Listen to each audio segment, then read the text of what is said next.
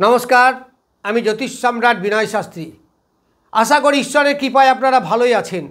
আজকে আমার ভিডিওর আলোচ্য বিষয় বৃষ রাশি বা লগ্নের জাতক জাতিকাদের আগামী আগস্ট মাস কেমন যাবে। আগস্ট মাসের 1 তারিখের গ্রহ সন্নিবেশ লগ্নে কেউ নেই। লগ্নপতি দৈত্যগুরু শুক্র এবং বৃহস্পতি তৃতীয় রবি এবং বুধ, চতুর্থে কেতু, পঞ্চমে মঙ্গল, ষষ্ঠে চন্দ্রদেব, সপ্তমে কেউ নেই, অষ্টমে কেউ নেই, নবমে কেউ নেই, দশমে রাহু এবং একাদশে শনিদেব বক্রী অবস্থায় আছেন। দ্বাদশে কেউ নেই।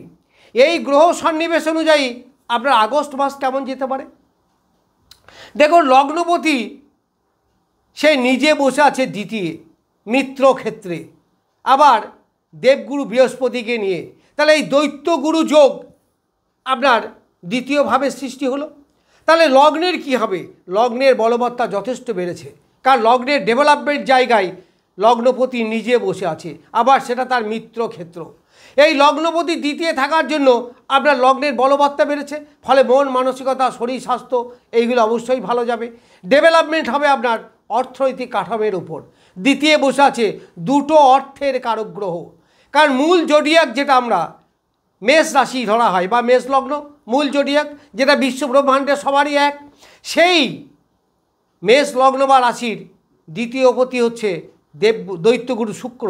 এই অর্থের কারক গ্রহ শুক্র, আবার অর্থের কারক গ্রহ বৃহস্পতি, দুটোই অর্থের কারক গ্রহ। প্রথম হচ্ছে বৃহস্পতি, দ্বিতীয় হচ্ছে শুক্র। এরা দুজনেই বসে আছে আপনার ধনস্থানে। তাহলে ধন বৃদ্ধি যে হবে এতে কোনো সন্দেহ নেই। আবার এই দ্বিতীয় পতি বসেছে তার দ্বিতীয় স্থানে, ফলে এই দ্বিতীয় ভাবটা কিন্তু বেশ বলবান। তৃতীয় আছে আপনার বুধ এবং রবি। রবি চতুর্থপতি, আবার বুধ হচ্ছে আপনার পঞ্চমপতি। তাহলে পঞ্চমপতি হলে শুভ গ্রহ। তাহলে এই তৃতীয় যে যোগটাকে তৈরি হয়েছে, দেখুন চতুর্থপতি পঞ্চমপতির যোগ, রাজযোগ। এই তৃতীয় রাজযোগ সৃষ্টি হওয়ার জন্য আপনার যোগাযোগ ক্ষমতা বাড়বে, ভাই বোনদের সঙ্গে আপনার সুসম্পর্ক বৃদ্ধি পাবে, ভাই বোনের কাছ থেকে আপনি উপার্জন পাবেন, মানে উপার্জনের সহায়তা পাবেন, ভাই বোনদের শরীর স্বাস্থ্য ভালো থাকবে, আপনার কমিউনিকেশন স্কিল বাড়বে।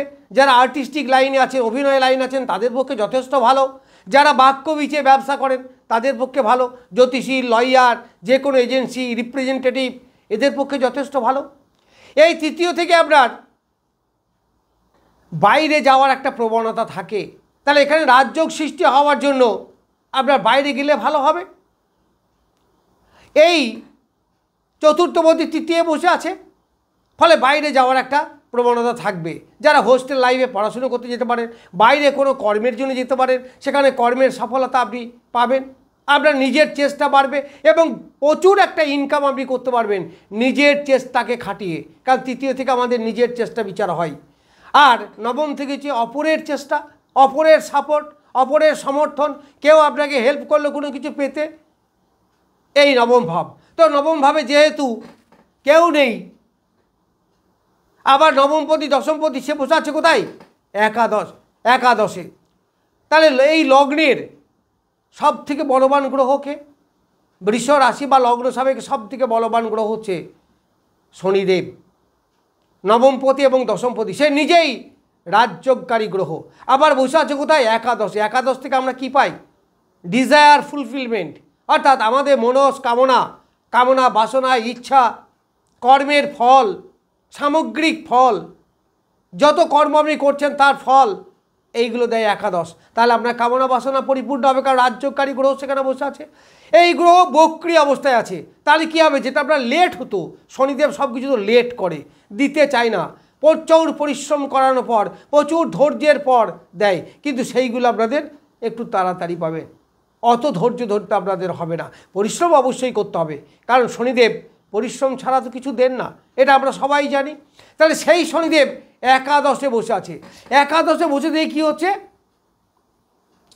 আপনার দশমে বসে আছে, ভুল বললাম, একাদশে বসে আছে। তাহলে একাদশে যদি বসে থাকে, তাহলে একাদশ থেকে বসে থাকলে আপনার লগ্নে দৃষ্টি দিচ্ছে। এই শনিদেব লগ্নের দৃষ্টি দিলে কী হবে? লগ্নের বলবত্তা কিছুটা বৃদ্ধি পাবে। লগ্নের ফোর্স বাড়বে। লগ্নের ফোর্স বাড়লে কি হয়, আমাদের যে কোনো কাজে সফলতা পেতে সুবিধা হয়, আমরা সাহস, আমাদের কনফিডেন্স লেভেল এইগুলো বেড়ে যায়। কেন? শনির দৃষ্টি তো ভালো নয়, শনি তো নেগেটিভ গ্রহ। অনেকেই বলেন না, মোটেই না, একেবারেই ভুল। শনি প্রথম কথা হচ্ছে ডিসিপ্লিনের কারক গ্রহ, আবার এই লগ্ন সাপেক্ষে রাজ্যকারী গ্রহ। সুতরাং লগ্নপতি দ্বিতীয় শুক্র, এই যোগ, আর নবমপতি দশমপতি শনি একাদশে, এই দুটো গ্রহই আপনাকে বহুত কিছু এনে দেবে। এই লগ্নের পঞ্চমে বসে আছে কে? মঙ্গল। এই মঙ্গল সপ্তমপতি হয়ে পঞ্চমে বসে আছে। সুতরাং প্রেম প্রীতির ব্যাপারে আপনাদের অনেকেই আগ্রহ বাড়বে, প্রেমের ব্যাপারে অনেকে এগিয়ে যেতে পারবেন। প্রেম করে যারা বিয়ে করতে চাইছেন সেই বিয়ের যোগ এখন আপনাদের হতে পারে, এইগুলো দেখা দিতে পারে। আবার কিছু কিছু ক্ষেত্রে প্রেমের ব্যাপারে ব্রেকআপও আসতে পারে, সাবধান হবেন, কারণ এখানে শনি মঙ্গলের একটা যোগ হচ্ছে। এই শনি মঙ্গলের যোগ কী করবে? আপনার মেজাজ বাড়িয়ে দেবে, হট টেম্পার বাড়িয়ে দেবে, রাগ জেদ এইগুলো বাড়িয়ে দেবে। এইগুলো থেকে একটু সাবধান থাকবেন। এইগুলোর মাধ্যমেই আপনার প্রেমে বিরহ, প্রেমের যন্ত্রণা এইগুলো আসতে পারে। নিজেকে সাবধান রাখবেন, ভালোভাবে কথা বলবেন, রাগটাকে একটু দূরে রাখবেন। এই পঞ্চমে মঙ্গল শনি যোগ হয়ে কী হবে? আপনার অ্যাক্সিডেন্ট বাড়বে না, কখনো বাড়বে না। কারণ প্রথম কথা যে শনি রাজ্যকারী গ্রহ, একাদশে বসে আছে। শনি মঙ্গলের যোগ মানেই অ্যাক্সিডেন্টের যোগ, এটা ভ্রূণাক্ষরও আপনারা বিশ্বাস করবেন না। শনি মঙ্গলের যোগ অবশ্যই অ্যাক্সিডেন্ট আনবে না তা নয়। আবার বক্রী শনি আনতেই পারে, কিন্তু এখন আনবে না। কেন আনবে না? না, শনি মঙ্গলের যোগ যদি অষ্টমে হয়, ষষ্ঠে হয়, দ্বাদশে হয়, তাহলে আপনার অ্যাক্সিডেন্টের প্রবণতা বাড়াবে। সর্বদাই শনি মঙ্গলের যোগ মানেই অ্যাক্সিডেন্ট, এটা কিন্তু কখনোই নয়। নানাজনা নানা কথা বলেন, যাই হোক, সেটা তাদের নিজেদের ব্যাপার। এই শনি মঙ্গলের যোগ আপনাকে কী দেবে? অনেক কিছু দেবে। প্রথম কথা ধৈর্য বৃদ্ধি করবে। প্রথম কথা যারা হায়ার এডুকেশনে আছেন তাদের এডুকেশন বাড়বে, এডুকেশন লেভেল হাই হবে। আর কি হবে? যারা টেকনিক্যাল লাইনে পড়াশুনো করছেন, মেকানিক্যাল ইঞ্জিনিয়ার, কেমিক্যাল ইঞ্জিনিয়ার, এইগুলো সুবিধা হবে। সুতরাং যারা হার্ডওয়্যারের ব্যবসা করেন তাদের পক্ষে সুবিধা হবে। সুতরাং শনি মঙ্গলের যোগ মানেই যে খারাপ তা কিন্তু নয়। এই শনি মঙ্গলের যোগ আপনাকে আরও কী দেবে? যে কোনো ধরনের হার্ডশিপ জিনিসের ব্যবসা এইগুলো করতে আপনাকে সমর্থ করবে। আবার শনি যেহেতু আইনের কারক গ্রহ, মঙ্গলও তাই ডিসিপ্লিন। এই শনি মঙ্গলের যোগ আপনারা যারা ল পেশায় আছেন, যারা ডিসিপ্লিন মেনটেন করে চলেন তাদের পক্ষে ভালো। যদিও বক্রী শনি খুব একটা ডিসিপ্লিন মেনে চলেন না, তবুও তাদের পক্ষে ভালো হবে, কারণ জায়গাটা হচ্ছে একাদশ। তাহলে এই শনি একাই আপনাকে বহুত কিছু দেবে। প্রথম কথা যে নবমপতি, ভাগ্যের সাপোর্ট আপনি পাবেন। দশমপতি, কর্মের সাপোর্ট আপনি পাবেন। আবার একাদশে বসে আছে, সফলতা নিয়ে আসবে। তাহলে ভাগ্য কর্মযোগ, যাকে বলা হয় ধর্মকর্মযোগ, যাকে বলা হয় লক্ষ্মীনারায়ণ যোগ, এই যোগ আপনাকে অনেক কিছু এনে দেবে। আবার মঙ্গল সপ্তমপতি, সে বসে আছে পঞ্চমে, পঞ্চমে বসে থেকে একাদশে সে দৃষ্টি দিচ্ছে। তাহলে সপ্তম থেকে আমরা কী বিচার করি? ব্যবসা বিচার করি। সপ্তম থেকে আমাদের দাম্পত্য জীবনের বিচার হয়। তাহলে এইগুলো আমাদের মোরাললেস ভালো হবে। আবার ষষ্ঠে এই দেবগুরু বৃহস্পতির দৃষ্টি, তাহলে নবমপতি দশমপতি একাদশে আছে, ষষ্ঠপতি শুক্র দ্বিতীয় বসে আছে। তাহলে আপনাদের চাকরির যোগ, যারা চাকরি করেন তাদের প্রমোশন, তাদের বেতন বৃদ্ধি বা যে কোনো দিক থেকে ডেভেলপমেন্ট, নতুন চাকরি পাওয়া, এইগুলোও দেখা যাবে। তবে ব্যবসার জন্য যারা আছেন, যারা ব্যবসা করেন তাদের কিন্তু মেজাজ থেকে একটু সাবধান থাকবেন। মেজাজ কিন্তু হট মেজাজ হতে পারে।